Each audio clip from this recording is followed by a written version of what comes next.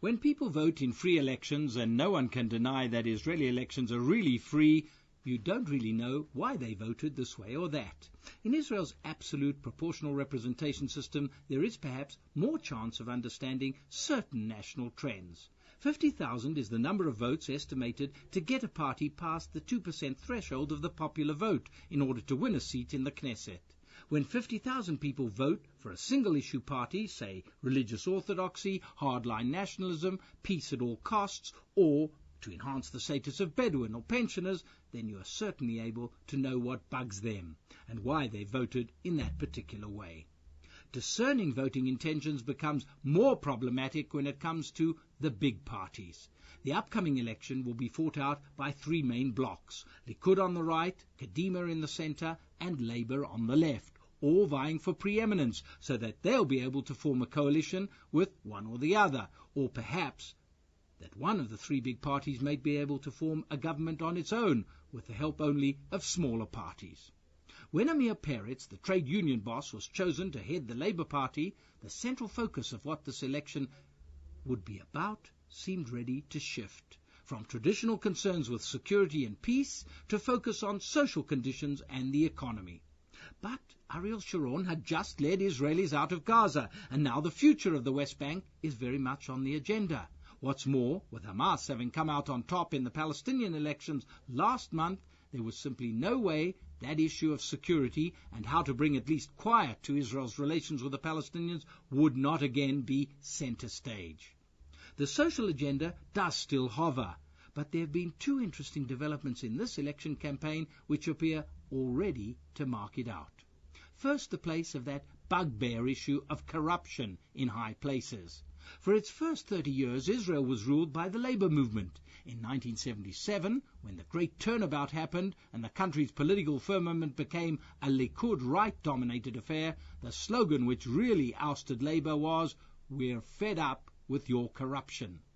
Labour began this campaign trying to hoist both the Likud, but especially the new Kadima party, on precisely that, the corruption issue. It's largely backed off.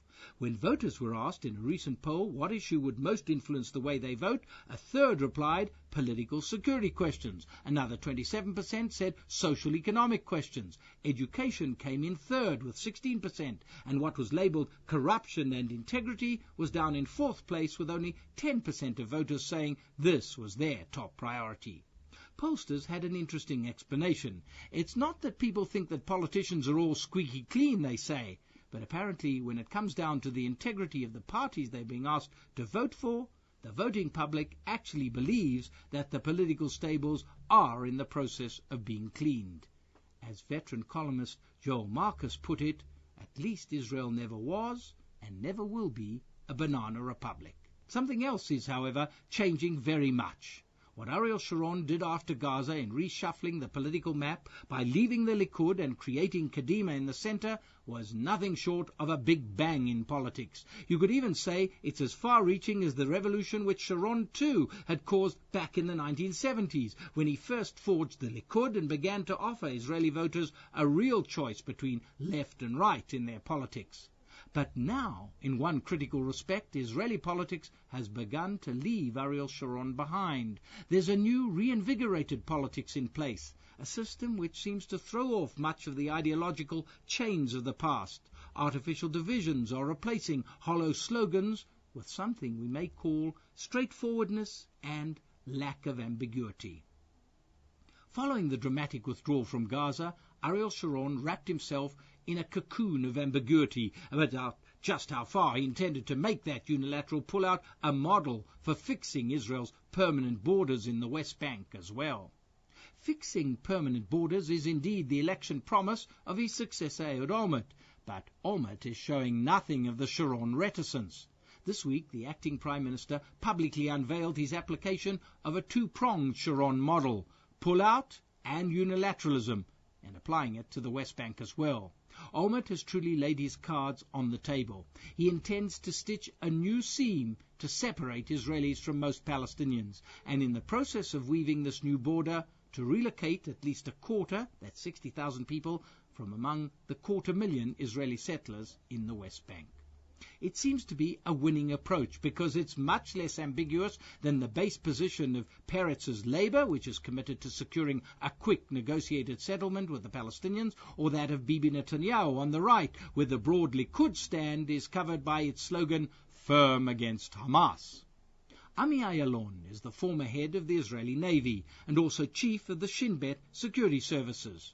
Ayalon, a Labour candidate and one of the most adventurous new spirits to freshen up the political landscape, put things cogently in a weekend interview.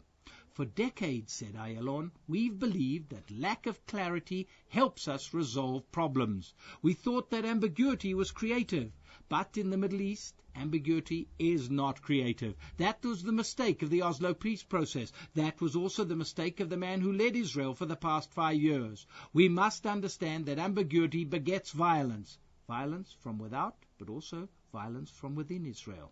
And, concludes Ayalon, we have to dispel the fog, get rid of the fog. We must tell the truth to ourselves, even if the truth is painful.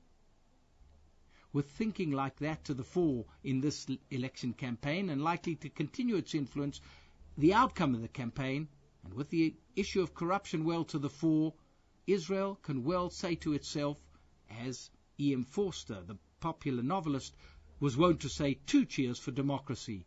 With such lively and talkative a political system, Israel seems entitled even to claim 2.5 or maybe 2.25 cheers for its democracy.